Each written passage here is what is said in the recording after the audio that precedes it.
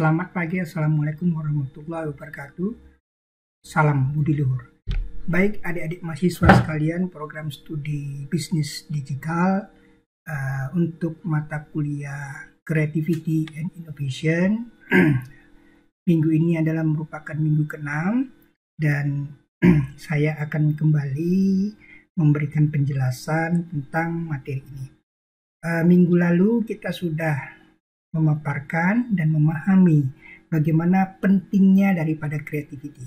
Creativity itu sendiri sama dengan invention, ya, sama dengan penemuan. Sehingga kalau kita mau kembali mengembangkan apa yang menjadi ide dasar kita selain daripada creativity atau invention orang bilang, ya, maka kita harus melakukan innovation.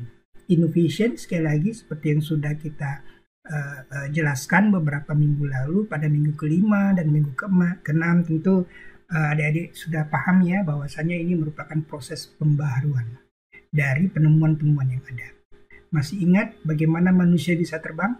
Tentu di sini karena adanya creativity berupa pesawat terbang. Sementara kalau kita kembali melihat sekarang ada alat yang tidak mesti harus dalam bentuk pesawat terbang, tapi manusia bisa juga terbang. Nah, itu akibat adanya inovasi. Baik, coba kita perhatikan. Nah, seperti gambar yang sudah Anda perhatikan di layar. Ini adalah bentuk dari inovasi manusia yang semakin lama semakin berkembang. Teknologi itu penting dilakukan dalam rangka untuk menciptakan berbagai macam efisiensi. Tentunya kata pengiring daripada efektivitas, ya. Nah, maka dari itu adik-adik sekalian, inovasi juga adalah upaya manusia itu sendiri dalam rangka membantu setiap kegiatannya agar kegiatannya tersebut bisa hemat waktu, hemat tenaga, hemat biaya. Meskipun ya teknologi itu besar biayanya, namun setidaknya di sini tanpa sadar ada efisiensi, ya, sehingga efektivitas atau berdaya guna itu bisa tercapai sesuai dengan harapan.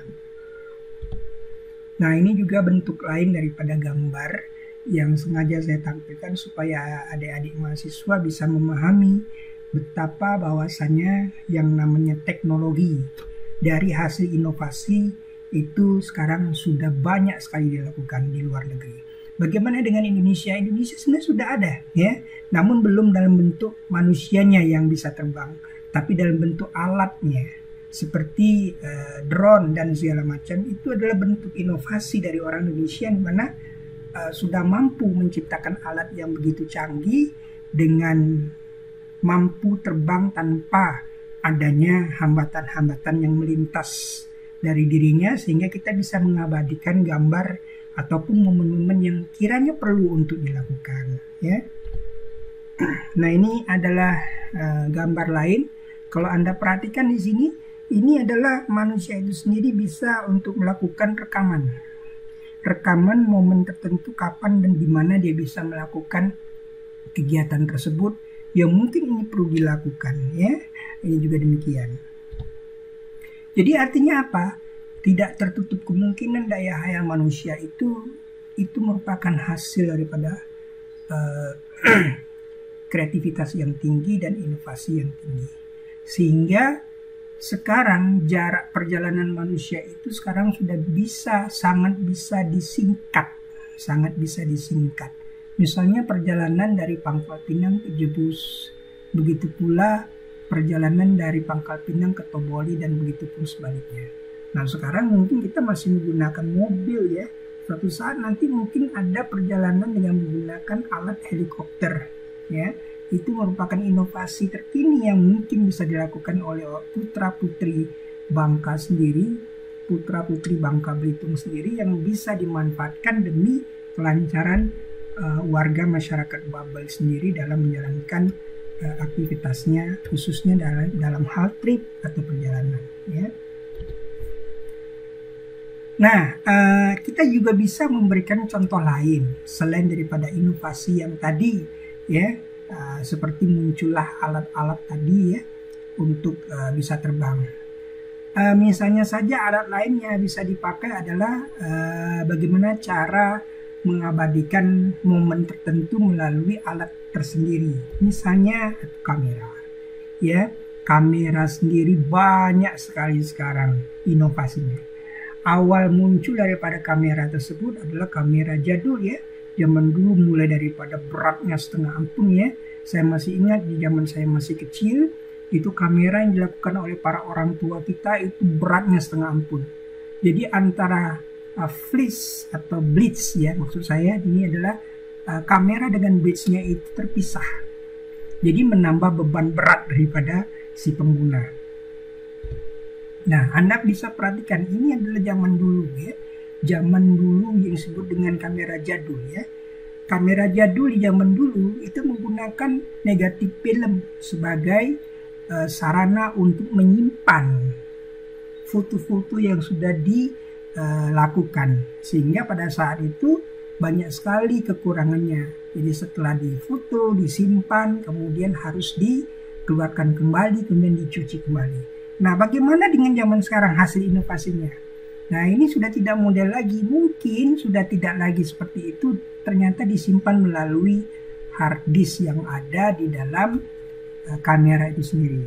Bahkan di dunia pertelevisian audio visual itu seorang reporter atau kameramen itu bisa meletakkan semacam micro SD ya, atau semacam tegangan sendiri bisa disimpan melalui kamera itu sendiri. Nah, ini lebih canggih lagi. Sebuah kamera bisa dilekatkan dengan handphone, sehingga manusia itu tidak perlu lagi untuk bersusah-susah. Tapi di sini memang ada hanya beberapa merek tertentu saja yang bisa dilakukannya. Seperti kalau dilihat dari modelnya, ini merek ternama dengan harga yang mahal, yaitu seperti iPhone ya. Sedangkan kamera sendiri saya pernah lihat ini merek Samsung ya, yang masih dilakukan. Bagaimana merek lain? Nah, itu kecanggihan pabrik masing-masing untuk melakukan inovasi.